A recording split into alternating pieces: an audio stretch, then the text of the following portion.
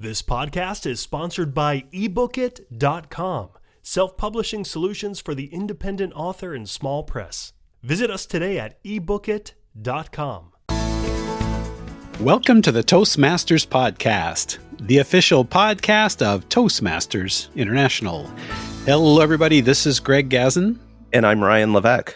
We are often so focused on our content and delivery that we often overlook one critical factor: audience engagement.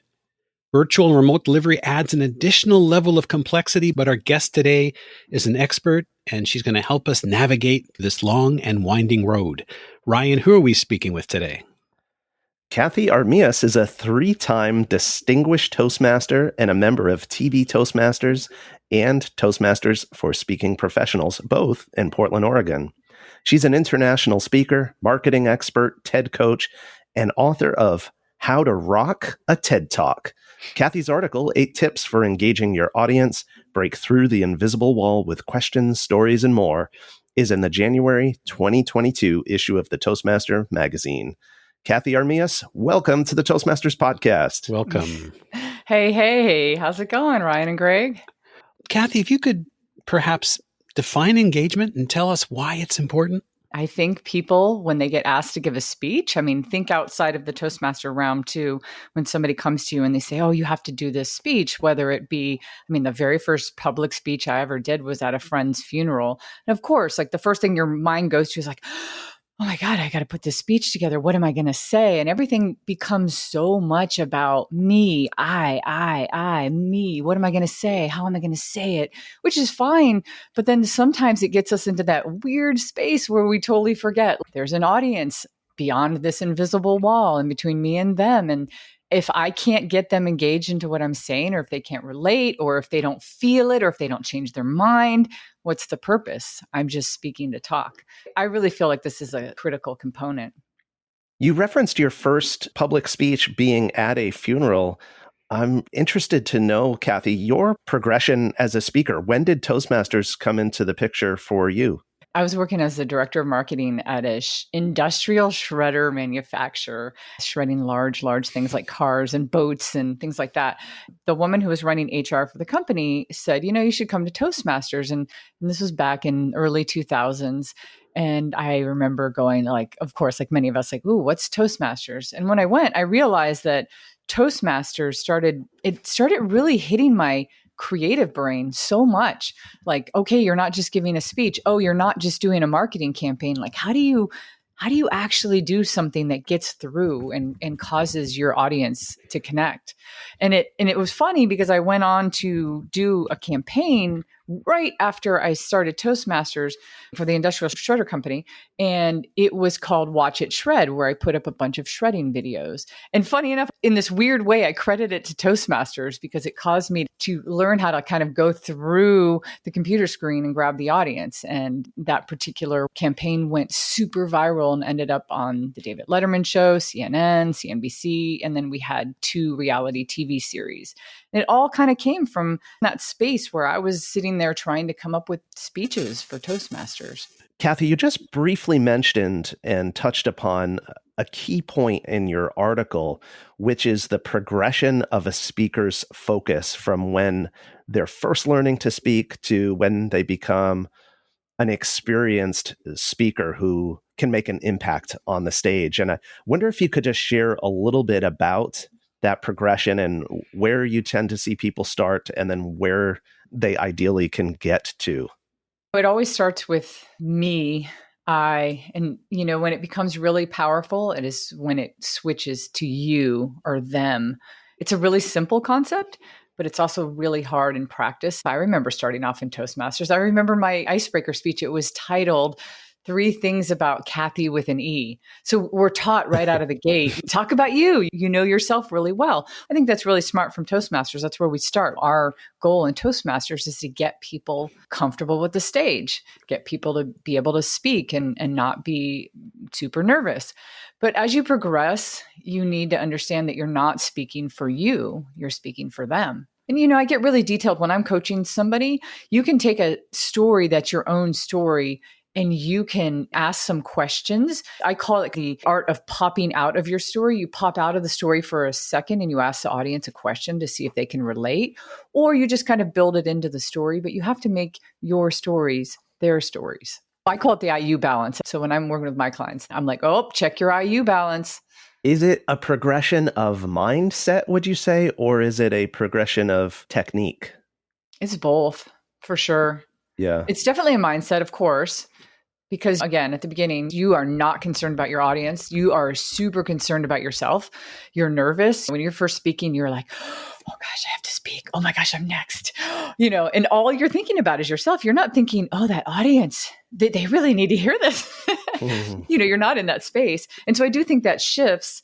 I think you start to get excited when you become more of a seasoned speaker, when you speak and you see that your audience is engaging, or they're nodding their head with you, or they're going with you, or somebody comes up to you after and says, I really loved what you said, and here's why. And it starts shifting your own mindset. But I think also in technique, you start realizing what works and what doesn't. You start to pay attention, and then you go, oh, that did not work. That story, that 9-minute story about me playing softball did not work. I don't think people could relate. So yeah, it's both. Cathey, I'm wondering, what is it about specific stories that actually drives engagement? We always hear about telling great stories and compelling stories and creating great imagery, but what specifically about them actually drives engagement? Here's my funny thing. You hear it in the TED world a lot. Just tell your story. I think it's the worst advice ever. It's like, just tell a story. Just tell your story. Stories can be horrible. They can be long. They can be boring. There's definitely a technique to it. Think about it from the audience perspective. What makes you feel like you can go along with that story? A, if you feel like you're in it somehow. B, if you're intrigued. C, if you're horrified. I mean, there's a lot of emotions I think we can attach to it, but we somehow have to feel connected to it. And if I feel like somebody's just being a news reporter and reporting the news or retelling something as opposed to making me feel like they're reliving that space again, I'm not really interested. Unless by lucky chance, you're talking about something that I really, really care about.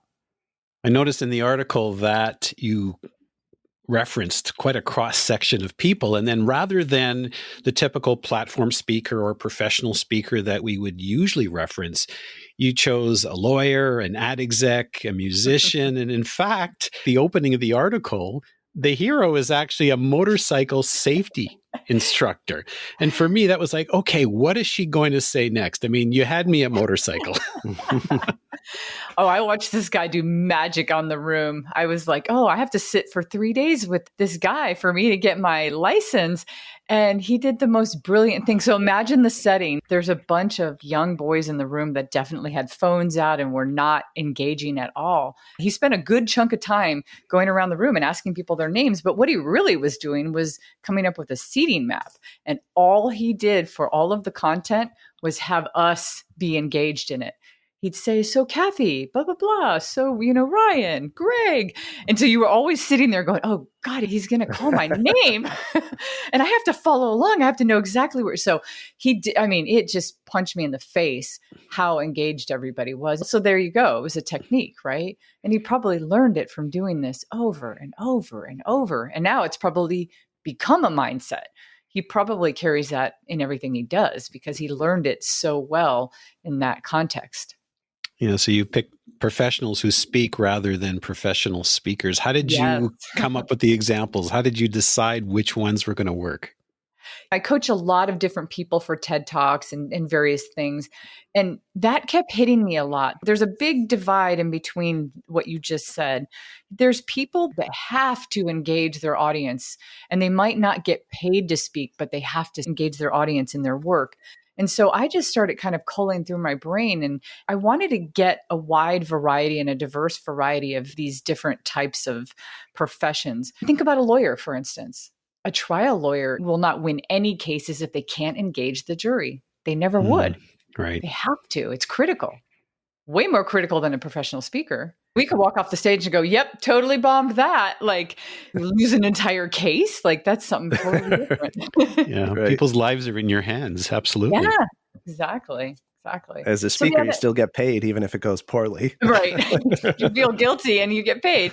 Right. Right. But think about the musician too, like Red Ray Frazier. I've seen a couple of his shows. He's so soft spoken when he talks.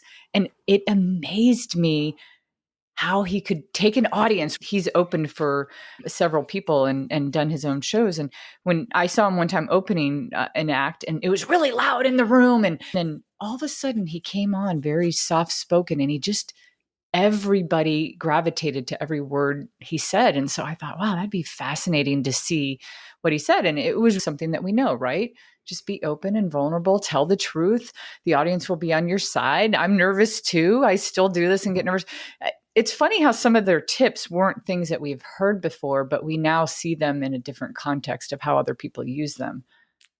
Yeah, that's true. I'm sure I was told many times is that don't tell people you're nervous. Don't focus on yourself because it's not about you, it's about the audience. And this seems to be a different take on it. Cathey, one of my favorite of your 8 tips for engaging your audience that you shared in your article is about asking powerful questions. If a question is posed properly, I think it can get people immediately involved in the conversation without having to try to convince them or cajole them to get involved. It's just boom, they're instinctively in the conversation. And I think it would be really helpful for our audience to take the theoretical into the practical and understand what that looks like. If you could maybe share an example of how you've used powerful questions to engage your audience. Now we're kind of getting into this space where you're moving from the mindset to the practicality of it. Like, how can you put in questions that don't seem cliche or, I think you mentioned it before too. You start off a speech and you say, can you imagine yourself? Where people are like, oh boy, here we go. Where it feels contrived as opposed to a TED Talk where they are asking a question or they're posing something that you've never really thought about before. They really challenge your thinking and make you think maybe you are wrong or maybe what you believe to be true is not true. I worked one time with an NBA performance coach. Again, another space where he used speaking for his profession, but not as much as a speaker, but he got asked to speak to a couple of different conventions in his space. I posed a powerful question to him, which is what we base the entire speech on. This was the question. I said, how do you make people fall in love with something they believe they hate? And he was like, oh, that's so good, right? He almost lost his mind. He was like, wow. We started with that powerful question, but then he ended up incorporating that actual question into his talk. He liked it so much. He reworded it in a little bit of a different way. Now he's talking to people like him. He's talking to other performance coaches. How do you make your players fall in love with something they believe they hate, something they believe they don't want to do? And he posed this question, and I think it caused people to really engage in thought. They engaged immediately and thought, yeah, how do we do that? I think powerful questions are a great space. If the audience doesn't feel like they're being grilled or they're being questioned, so to speak, I think that out of the gate can make it feel really powerful. Like it's a sneaky question almost, right? You ask a question and it was like their brain immediately has to answer it. Their brain is searching for the answer, but it wasn't necessarily this contrived, like, have you ever had a moment where you were sitting in your car and you didn't know? And they're like, oh, okay, here we go. As opposed to where you slip something in and it's that moment where we as speakers all know about, where you're speaking and then you see people engage in a way where either they put their phone down or they write something down or they look up or they change. I think that's what it can cause people to do, is really engage their mind. That question in particular, how do you make people fall in love with something that they believe they hate? Mm-hmm. When you asked it, it just brought up curiosity and wait, there's actually an answer to that question? What could it possibly be? Right. And so now I'm like, you're going to have to tell me after the interview who this guy is and how I can find a copy of his presentation, I will totally. Because I want to know. I was thinking Brussels sprouts, right? Right. Or even simple questions. What makes you believe you're wrong? How can you be addicted to better? These are some of the things in that space that we were working on. Those were some of the questions that we were thinking about. But I think you're right, Greg. That's the thing that it does. Immediately, your brain has to try to answer it. Your brain's going, wait, what? How can I do that? What do I hate? So you're answering different parts of the question too. Asking powerful questions, it might be a little bit akin to comedy. You have to know how to deliver these questions. That's part of the issue. People will say, oh, technique, just ask a question, just tell a story. No, do it right. Like, do it well. Without divulging any trade secrets, I'm just wondering if there's an example, whether it be the MBA example, or there's a different example of here's the question and here are some of the epiphanies, or here's some of the techniques that were actually used. I worked with the CEO of a company called Wildfang. The CEO left Nike to start a women's clothing company, and she ended up giving a TED Talk, and we were working with her on the idea, just talking about what's going to be kind of the basis of your whole TED Talk. And we ended up getting to a place where she wanted people to say to her, yeah, maybe. Could I start a clothing company there for women, but it's really tomboyish? Yeah, maybe. She wanted the yeah, maybe people in her life as opposed to the yeah, rights. She said one of her friends told her, yeah, you're right. You can't start a clothing company. You're the most unfashionable person I know. That was the response from one of her friends. She was searching for the yeah, maybes. We posed questions around the yeah, maybe. Are you surrounding yourself with people that can ask you, yeah, maybe? It's such a unique idea. Her talk could have just been the cliche, find people around you that will support you, that will give their full support to you. Okay, cool. That's cliche. But she found a way to say it. And the way that she posed it was through the yeah, maybe, as opposed to the yeah, right. Wow. Yeah, maybe. I love it. Yeah, maybe. Yeah, maybe we could do that. In the talk, actually, she asked herself a couple of questions, which was really powerful. So this was kind of part of the technique. She was having a conversation with herself, but the audience was answering those questions, right? So she said, so I woke up one night and there was something like this. And she said, I asked myself, could I really start a company from scratch that I know nothing about? I don't even know how to start a website. Yeah, maybe. Could I get the funding to start this international clothing company on my own? Yeah, maybe. So she was running through a series of questions. Could I break into an industry that I really know little to nothing about? Yeah, maybe. As she went through her own yeah, maybes, she's inviting the audience to go along with these crazy, wild thoughts. And I think that's what kind of engages us. Even though you might not be starting a women's clothing company, your brain's kind of following along going, yeah, could I do that? That's interesting. That is, I could see the issue with that. The yeah, maybe seems to open up the door to possibilities. And when you say that, that's almost a trigger for the audience to start thinking. There's something about the yeah, maybe versus the heck yeah, I can. With the heck yeah, I can, it's, you feel like you're lying to yourself. But with the yeah, maybe, there's the, well, maybe. I mean, maybe is always a correct answer. But it does, like Greg was saying, it cracks that door open to the possibility and makes you start to get curious about, well, if I did, what might that look like? Yeah, the other part is sort of overly optimistic, unrealistic, right? Yeah. Right. Yeah. Now I'm thinking you're preparing these powerful questions, but I'm also curious. In the article, you make reference to improv speakers. And I'm thinking, now that must be a real challenge. I mean, you'd think that the improv speaker would be heavily focused on trying to make sure that he or she is trying to string together a bunch of cohesive thoughts, keep the words flowing without any awkward pauses and silences. And I'm thinking, how are they going to be trying to make sure they're focused on keeping the engagement? Have either one of you ever done improv? Sort Just of poorly. Same for me. Back in early 2020, I dove into it for the first time ever. And as a TED coach, I was mortified. I was like, this is horrible. This is the worst thing ever. This has nothing to do with speaking. It's terrible. It has nothing to do with what I teach. And then I found out I was really wrong. You know what improvers do? Really good improvers like Gary Hirsch, who I featured in this article, they practice so that they can improv in the moment. But what they're really practicing is how to engage their audience in that moment, how to engage with the people that they're on stage with. The big thing with improv is you have to say yes and, right? You have to agree with everything that comes your way. If you really look at the trajectory of a speaker, we do the same things.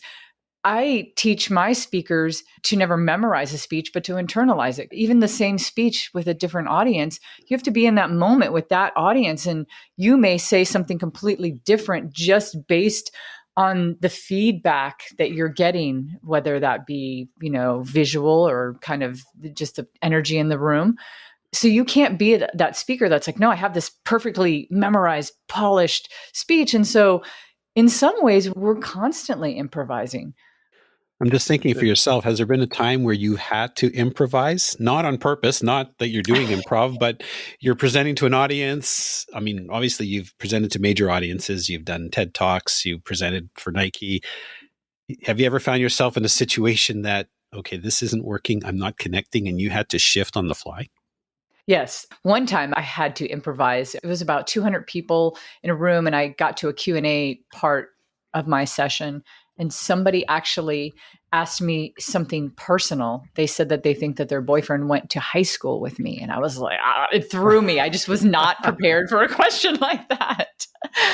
It choked me up for a second. And then I started responding. And then I was like, wait a minute, there's 199 other people here that don't care about her boyfriend or me going to high school together. So I was like, take this offline. It would hit me. There was another time, maybe 5-6 years ago, and I was speaking to really young entrepreneurs. And I realized I didn't want to be that cliche person that's like, hey, you guys don't even know what a rotary phone is. I hate when people do that. I hate when people like patronize their audience. I hate that. And so I found myself saying examples though, and they were staring at me like, I have no idea what you're talking about. And on the fly, I was like, oh, I better change up. So I had to come up with examples in my head of things that might have happened in the last 10 years, not things that have happened in the last 20 or 30.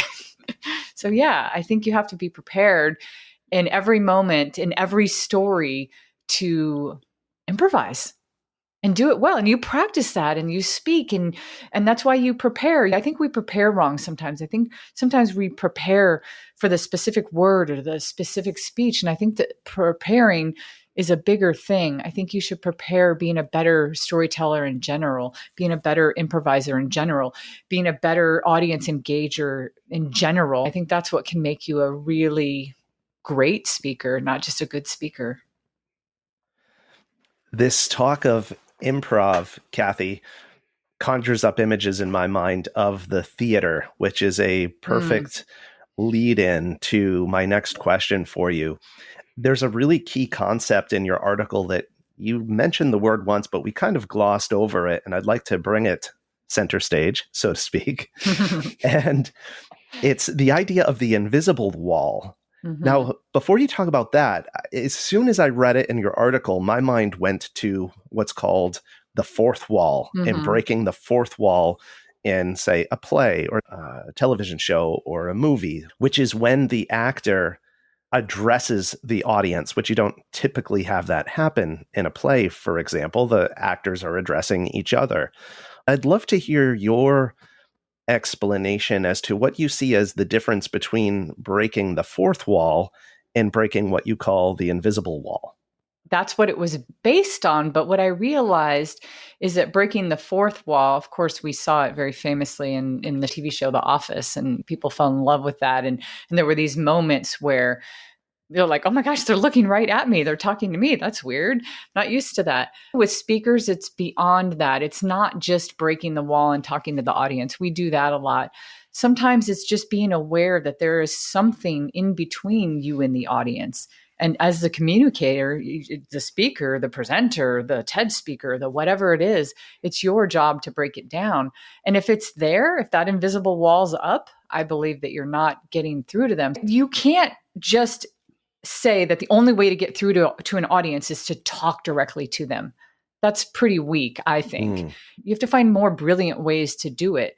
For instance, I have this little story vignette, and I'll show you two different really quick ways that you could tell a story, right? I could tell it one way that's totally my perspective. I can say, hey, I woke up at 2:30 in the morning the other night. I was so craving my favorite ice cream. I love chocolate. Ben & Jerry's chocolate therapy is my absolute favorite. It's just 2:30 in the morning. I decided to get in my car, 2:30 in the morning, put on a jacket, flip-flops, and go to the store. I got there and it wasn't there. I was so mad. So that story is 100% me. Now, can I break the invisible wall down just by kind of including the audience into it? I could even start off with that kind of question. Have you ever crave something so much that you'd be willing to go to great lengths? Like maybe you really, really, really love chocolate. What if you woke up in the middle of the night one night and you craved chocolate? Maybe your favorite ice cream is Ben & Jerry's Chocolate Therapy, or maybe you really love cookies and cream and you just had to have it. Would you be willing to get up and drive to the store in the middle of the night to go get it? What if they didn't have it? It's really a simplistic way. It's just me flipping the story, making it your story. Even if any of those things didn't apply to you, your brain is answering. Your brain's going, nope, don't like chocolate at all. Nope, don't like, nope, I would never do that. You're already engaged. So, I mean, that's kind of level one, but how can we break that wall down? And it doesn't always have to be in a direct question. What I'm hearing and you're sharing, Cathey, is when you're breaking the fourth wall, you're addressing the audience, which a speaker is always doing, right? Yes. I mean, they should be. Yes. Sometimes right? they're addressing their PowerPoint slides projected up on the wall, reading them. But when you've successfully broke the invisible wall, you've gone from speaking to the audience to everything we've been talking about today, which is engaging with the audience. That's what breaking the invisible wall is, as I understand it. Yeah, totally. As speakers, we need to have that thought in mind. There's an invisible wall. I watched this thing the other day, you guys. This is really funny. I watched this thing the other day. I don't know how it came across. I'm really into rap, and I saw the rapper Logic, and he was in Sweden, and there was like a 14-year-old girl that he brought on stage, and she rapped with him, and she rapped faster and better than he did and just won the audience over. Wow. It was amazing. And I was like, I'm going to turn that into one of the things I coach, like the sing my song concept. When you're speaking on something, by the end of your talk, you should get the audience to feel like they could sing your song, right? It has to feel like it's theirs, or that they're, right? Like you're that connected to it that they could go and do it too.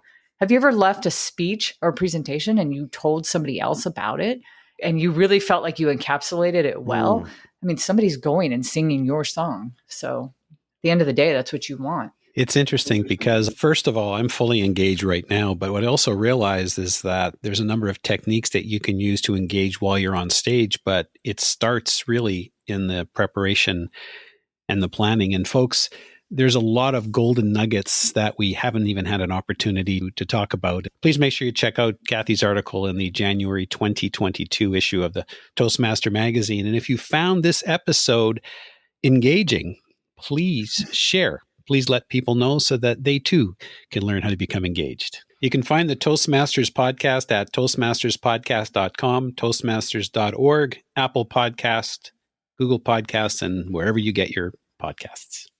Cathey, this really has been great. You are a wealth of knowledge, experience, and wisdom. For our listeners who want to learn more from you, Cathey Armillas, what's the best way for them to connect?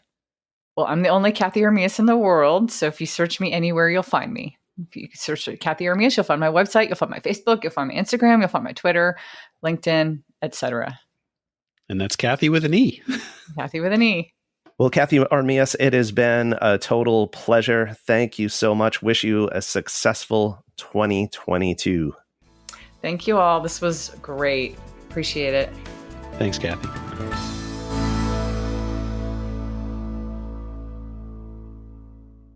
Isn't it about time you published that book you've been thinking about? We can help with that. At ebookit.com, we've been providing authors and small presses with ebook publishing services since 2010. Visit us today at ebookit.com and let us know how we can help you.